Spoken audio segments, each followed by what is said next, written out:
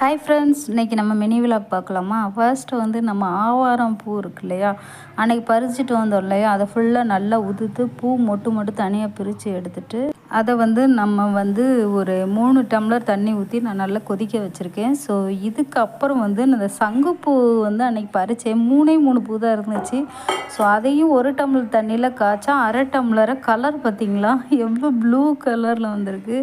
பார்க்கவே ரொம்ப அழகாக இருந்துச்சு. டேஸ்ட்லாம் நல்லா இருக்காது, ஆனால் குடிச்சிடணும்.